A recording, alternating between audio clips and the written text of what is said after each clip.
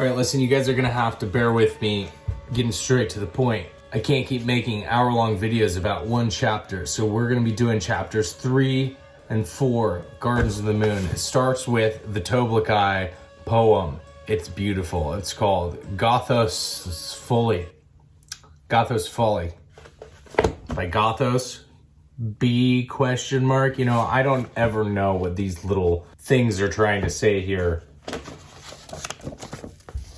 Like, if you put something inside of parentheses, you've lost me. Talk about being lost. It's actually a pretty cool poem. I'm not going to read it. All right, so we have, starts with the Toblakai epigraph here, chapter 3, Gardens of the Moon. We're chugging, we're chugging.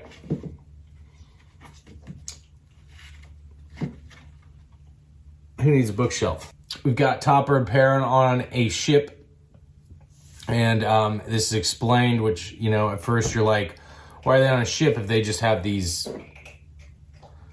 nifty warrens they can travel through? Mounds of ash and snakes and shit. But Topper, who's a claw, says, finding a ship through sorcery is no easy feat. Whereas if you're in the warrens, you might be more easily found, which is what that's what this implies to me, is that if you're using a warren, you might be sniffed out essentially by a wizard, somebody like Quick Ben, who's a fucking sociopath looking for you. If he's looking for you, he'll find you, you know, with an acorn or a twig or a shaved knuckle in the hole. And Topper actually warrened onto the ship to tell Perrin that the recruit, Sorry, is with Whiskey Jack's squad in Pale and has corrupted them. So Sorry's corrupted the bridge burners, which, some shady shit, you know, that a claw is telling him this because we know that Empress Lysine doesn't like the bridge burners. Perrin is to take command of the bridge burners and bring them to Darujistan. Sorry is possessed by a god. And what I get here is that Dujek One Arm was an emperor's man, which is a reason why we have to get him out of here. We have to eradicate his arm. Perrin is to take command of the bridge burners and keep an eye on the recruit, Sorry. They'll go to Darujistan, city of cities, greatest city in the world. Topper leaves in the Imperial Warren from the ship. And the ship lands on Genebaris, which I believe is at the northern tip of Genebacus. We find out that Perrin is tall, sexy man. And the plan is that Green Quarrel will fly them, Perrin, to Cloud Forest, and from there a Black Moranth will take him to Pale. So the Quarrel, again, are the huge dragonflies that the Moranth control. Tattersail comes upon the mage Bellarden in the streets of Pale. This is the giant, this is the Toblakai, who is a Toblakai giant mage, who lost his lover, I think, Nightchill. Was it Nightchill? He smells, Tattersail notes. Oh, yeah. So they talk, Tattersail and Bellarden talk about Nightchill, and Bellarden claims he will raise his love's barrow. In case you don't know what a barrow is, like I didn't when I first read this series, it's a grave. A barrow is a grave, y'all. Bellarden says he got permission from Tayshrin to do this with Nightchill. Tattersail tells Bellarden Tayshrin killed Nightchill, summoning the demon. And if you remember, there was a demon that came out of fucking nowhere and clawed the shit out of Nightchill. And Bellarden denies this, though. And Tattersail asks if she can cast a healing spell on Nightchill's remains. And Bellarden, the Thalaman, or Toblakai, concedes. And now we get a Whiskey Jack POV. Whiskey Jack. The green Moranth, the color green Moranth, are for transportation, I guess. And now we've had multiple mentions of the Moranth being inhuman. Those inhuman bastards, you know, I can't trust them. they're talking about sorry. And Quick Ben says she's evil. They think Lysine might be trying to kill off the bridge burners. Big surprise. Kalam and Quick Ben are talking. Quick Ben calls Hairlock his snake in the hole. He's using him for something. Whiskey Jack says, you're both starting to sound too damn rehearsed. Which is great because they're having this fucking ambiguous conversation about God knows what. Like, oh, well, I know, you know, and we know, but nobody else does, not even the reader. Look, I'm rereading it, and I'm understanding more stuff, but I'm still, when people are just talking about shit I don't know, I am still like, why am I reading this? Like shaking my head and a little frustrated. Like, I understand having an ambiguous dialogue. I understand it. That if it were to be explained, it would take away a lot. It would take away mystery. It would take away, you would have to tell what they're talking about. And of course, you know, Maid and Butler dialogue, that type of stuff. And you don't want that. So I get why, but at the same time, I am just bewildered by it. And then, like, these are the sections where I usually am like, all right, maybe I'll stop reading for a little bit. But honestly, when it's Quick Ben and Kalam, certain characters I don't mind the ambiguous dialogue with. And I wish that Whiskey Jack could say, you're both starting to sound too damn rehearsed, when we have like a Cotillion Shadow Throne, or like later with some of the like hunters or assassins in Darujistan. There's an ascendant playing games. It's like, okay, for fuck's sake, I don't get it. But these guys generally keep my interest regardless of what they're talking about. They're waiting for their new captain, which would be Perrin. And they need to bring, they're talking about needing to bring Tattersail in close to the bridge burners in case Hairlock sucks, which he does. And they will leave Sorry alone for now. Whatever, Sorry.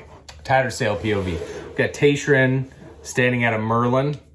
He's like, do a reading, Opan is fucking me up with luck magic, dog. And he just keeps telling her to do a reading of the deck of dragons. And she does. She draws an orb, a judge, I think, unless my notes are just fucked and I was just writing random shit down. Then Virgin High House Death. And Tattersail thinks that this is Sorry, because everybody's got a weird feeling about Sorry. The third card, the Rope, Assassin, High House Shadow, Patron of Assassins. Fourth card is Opan. Shadow will deceive. Shadow Throne is the patron of Assassin's master. Opan isn't happy that the Virgin and the patron of Assassins are in on something together. The coin spins. Oh, you know, why didn't I bring a coin down here to do the Gardens on the Moon video? What am I doing? Not having a coin on me. And then Tattersail's, after this reading, Tattersail sends a messenger boy, I think it was, to go get Whiskey Jack's attention. And she says, he's like, well, how do I tell him it's you? And she says, the fat lady with the spells wants to talk. All right, now Perrin's impaled. He made it on the backs of dragonflies and ships. A Claw meets Perrin and takes him to Whiskey Jack. They talk to each other about Whiskey Jack, and the Claw tells him Whiskey Jack led his own company once and ran down the 7 cities mage cabal. Find out that Tayshrin is in charge here in Pale, in close communication with the Empress. The bridge burners have gone through 4 captains in 3 years. So this is a bit like the Defense Against the Dark Arts teacher. The bridge burners captain is gonna, something fucked up's gonna happen. We learn the Claw's name The Claw's name is Talk the Younger. And guys, I gotta admit something here. I did not know that Talk the Younger was a Claw. So that just makes him a lot cooler to me. That's another cool thing about rereading this, is that like all of these characters, I fucking blanked on their origins because of those moments where I get bewildered, where I'm just like, fuck me, I don't know anything. So now it's a little easier to understand when I see Talk the Younger, he's a claw. Okay, I can put the pieces together to get her. Perrin goes to the barracks to find a corporal lying down. She says her commander is Antsy, and her name is Picker. Picker is rude to Perrin, thinking you won't last, of course, like any good defense against the dark arts teacher. Antsy comes in. Picker says there's a bet Perrin will get knifed. Antsy says he thinks that'd be a damn shame.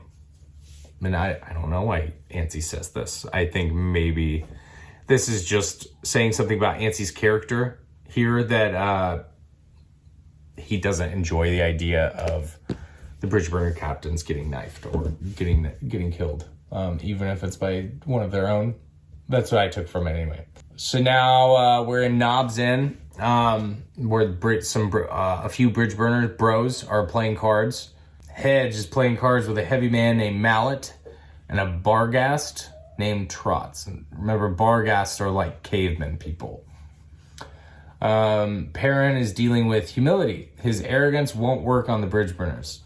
Perrin leaves the barracks and shadows swell around him, and he's attacked, stabbed twice in the chest by shadows. It's Amanas and Cotillion, and Perrin hears the voice of a girl.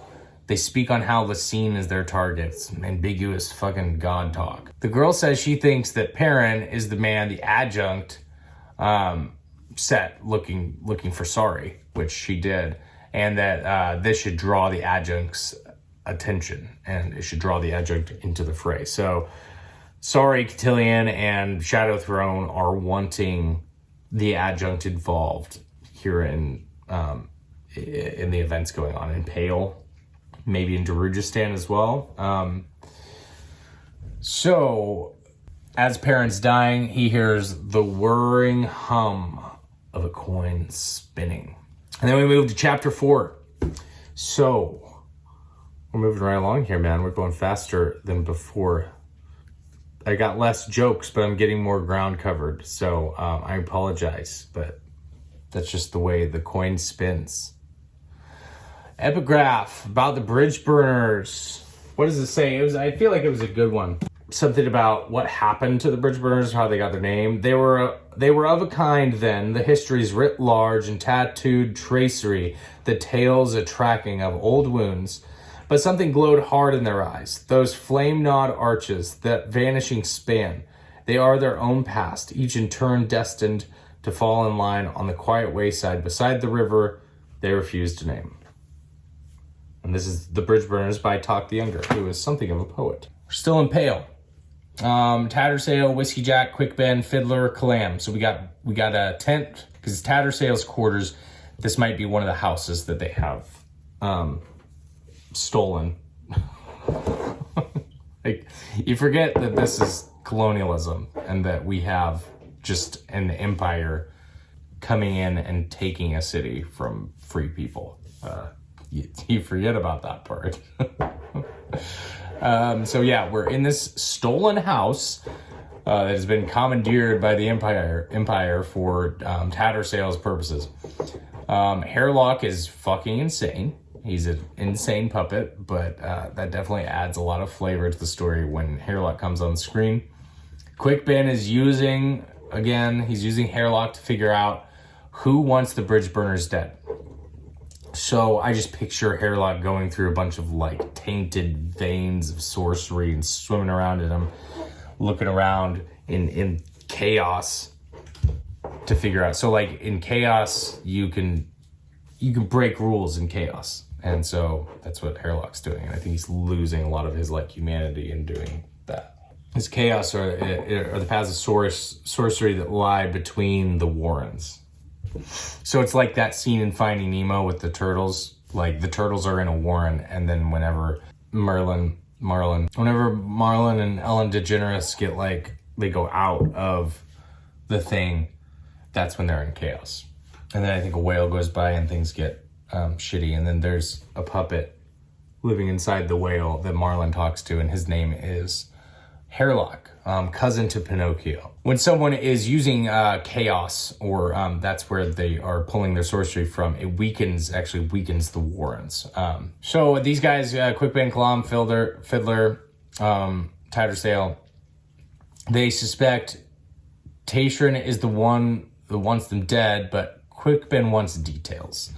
He's not happy with just that. He wants to know why, or, who they're going to use, all that. And they call Lorne, adjunct Lorne, the Empress's mage killer. And Tattersale thinks of the deck of dragons, the rope, which is cotillion, and 7 hounds of shadow. Sorry. Quickbend is certain Sorry is involved in High House Shadow. And High House Shadow is Shadow Throne and cotillion. They talk about how House Shadow only appeared in the deck after the Emperor, Kellanved, and Dancer was Kellanved's sidekick, after their deaths. Quickbend says before Shadow Throne, it was a Teist Eater who ruled the realm of Shadow. And Eater is, I looked this up, the word for shadow here. And then Leo, there's Teist Eater, there's Teist Leosian, and there's Teist Andy.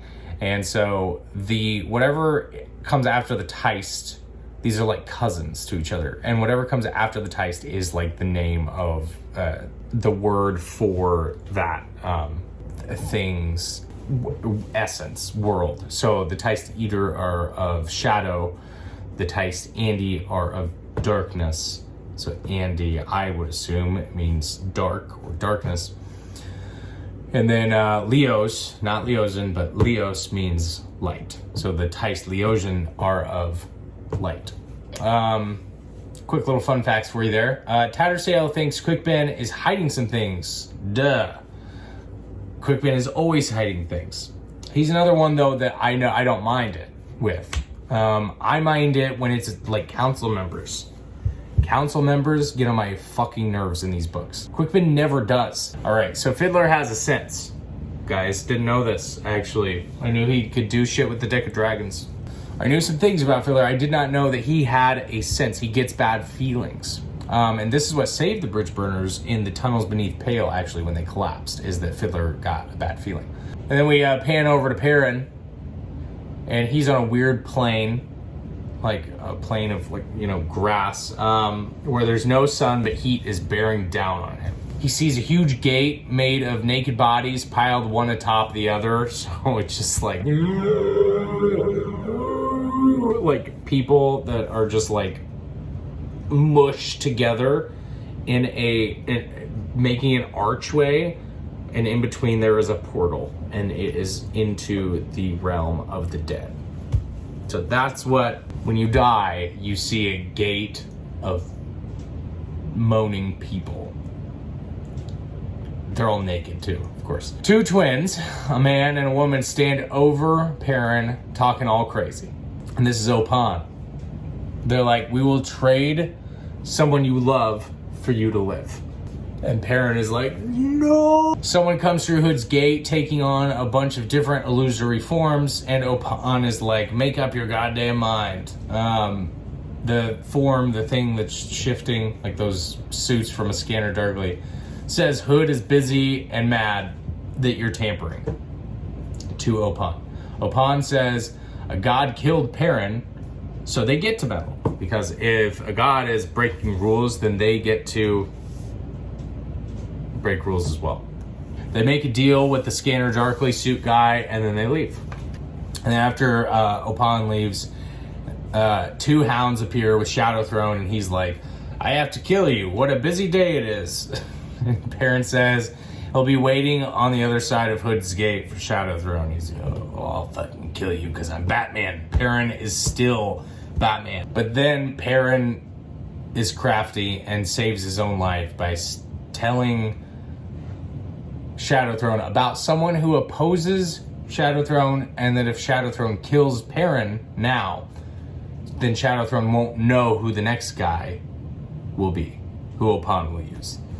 So he's like, wouldn't you rather know who it is? Because now you do, it's me. And Shadow Throne is like, I gotta consult my lawyer, cotillion. And parent is having memories about this guy barely knows his parents. He has memories of waking up in the night and going not to his parents' room, but the servants. Then parent comes back to life in the alley, picker and antsy standing over him saying, no one in the bridge burners would have done this, not in the city.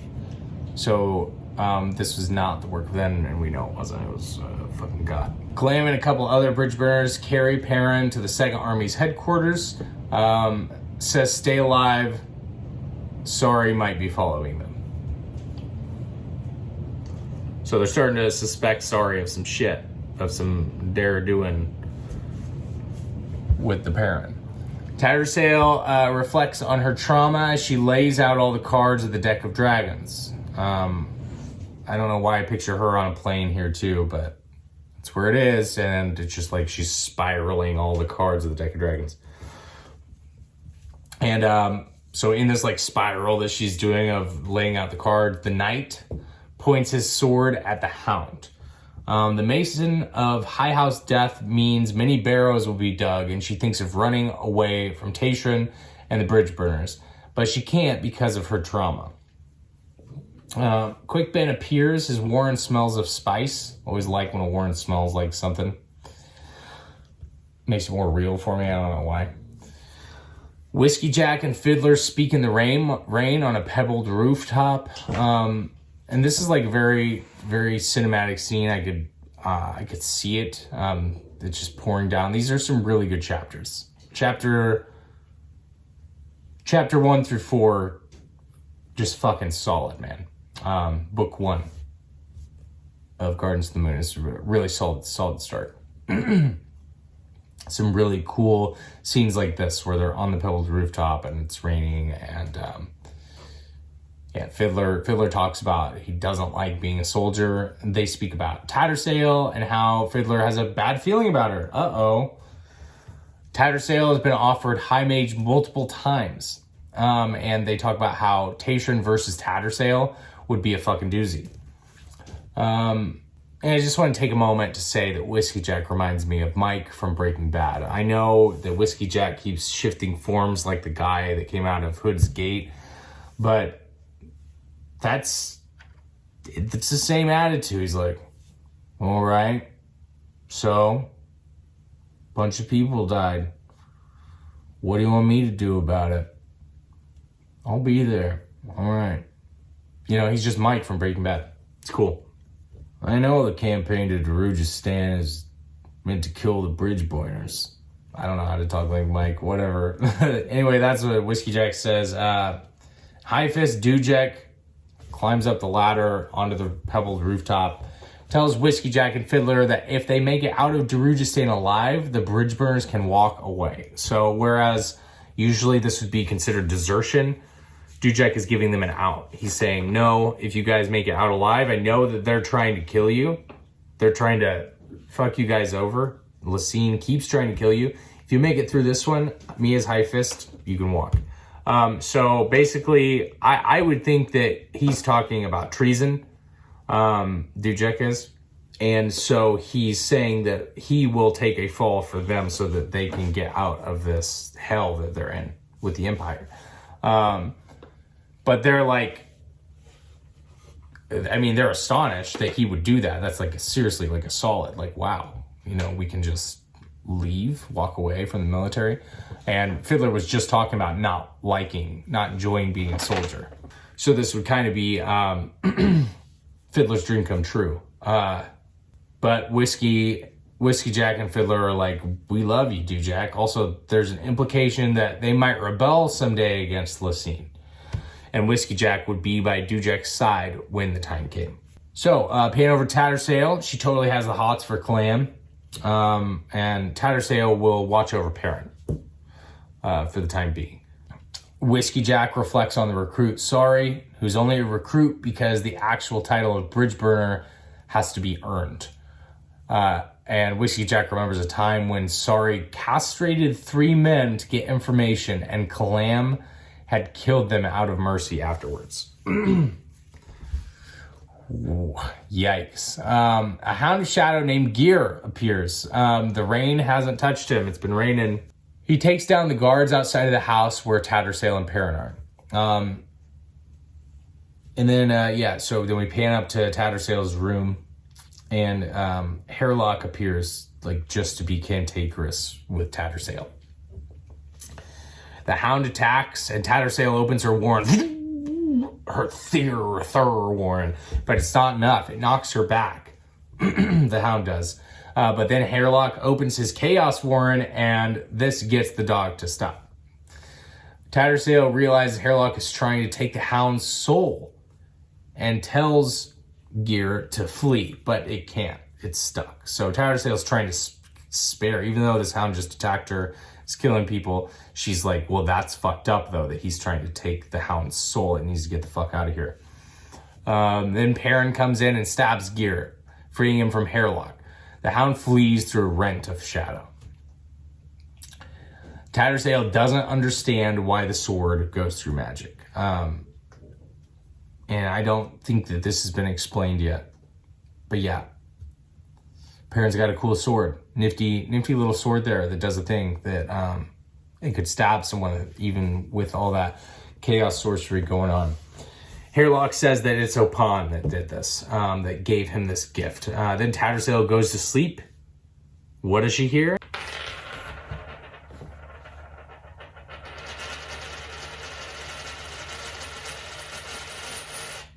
That's what a spinning coin sounds like. And that's it, ladies and gentlemen. Gardens of the Moon, chapter 3 and 4. You know, the spinning coin, Gardens of the Moon, was actually written as a screenplay, if I'm right, originally. And yeah. Anyway, have a good night. And as we used to say back when I was in the military,